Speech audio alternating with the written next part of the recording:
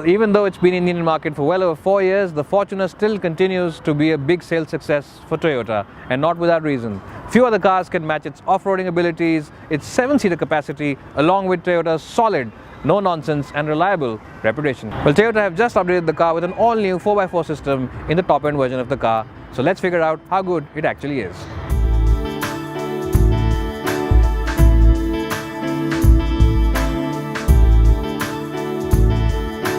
Well, let's talk about the practicality, and let's start with the boot of the car. As you can see, it's a pretty spacious boot, even considering that all 3 rows of seats are up, and there's no loading lip, which is a good thing. The sill is a little high because it is a tall car, and that can be a bit of an issue. Well, but in terms of loadage carrying capacity, not an issue at all, because it is of course a very wide opening, and the tall roof also means that you can generally load it up all the way up. If you want to improve it even further and you plan on picking up 5 people from the airport, you can flip the last row of seats down, and I'll just show that to you. You'll have to bear with me for a minute. Well, with the last row of seats folded up, as you can see, there's a lot of space, and it's a very wide opening, which means you can generally haul in that long and heavy luggage. So a good car for those camping trips. And if you are on a trip and don't really have anything to do, all you need to do is just sit around here and sip on some tea or coffee and watch the sunset. Well, getting inside the Fortuner's cabin can be a bit of an issue for some, because unlike a proper sedan where you slide into it, this one is really high set. Well, this car of course comes with an all black cabin, and they don't have any beige in the top end 4x4 automatic, and this car really does stand out from the regular version of the Fortuner in that sense.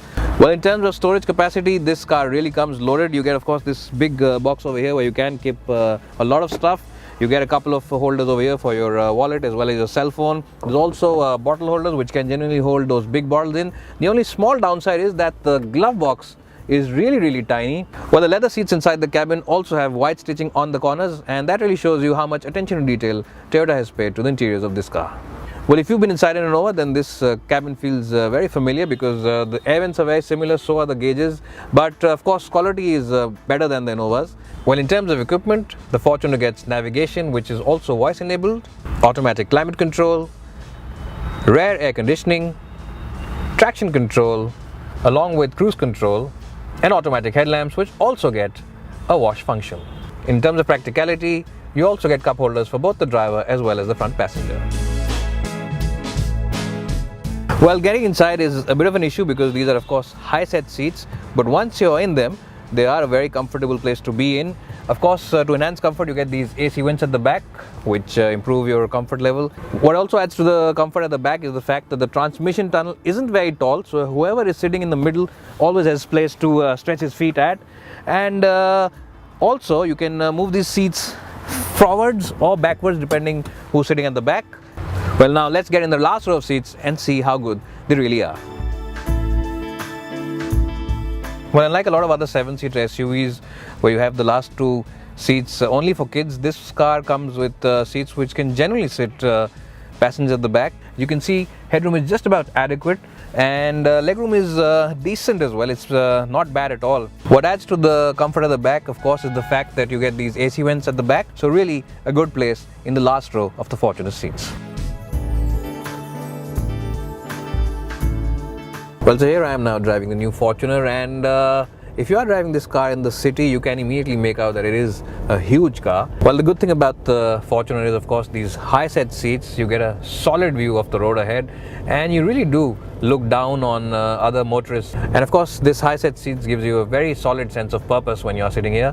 Well, in terms of driving, this is the same 3-liter engine, and that develops about 170 bhp of power and about 343 Nm of torque. We're driving the automatic right now, and I have to say this is a very nice and very relaxed automatic gearbox. Well, other Fortuner plus points like a very refined engine remain, and this 3-liter engine has been around for a long time, but Toyota really seemed to have worked hard on improving its refinement even in this version, and this car really does feel superb in terms of refinement. Even when you are revving it hard on that highway trip, it really does have a very relaxed tone about it. Well, the Fortuner suspension does a superb job of keeping those road imperfections out of the cabin, and this cabin feels very well insulated from most of the bad surfaces out there. Well, this is in the car you will be pushing hard into the hills, and even then Handling is a bit lumpy and the steering feels a bit woolly, especially around the dead center position.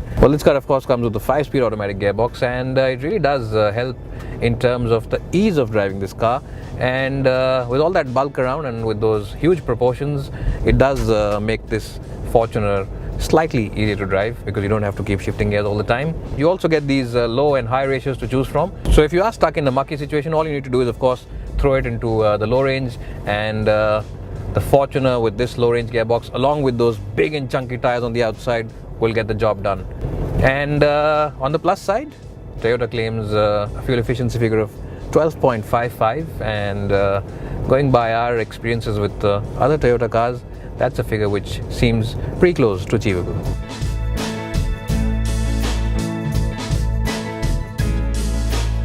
Well, it's easy to see why the Fortuner is such a big hit in India. It has that imposing SUV stance on the outside, a comfortable 7-seater on the inside, and comes with generous equipment as well. All that, along with the Toyota badge in the front, means it has a solid reputation for reliability and after sales, making it one of the best, if not the best, SUVs out there in the market.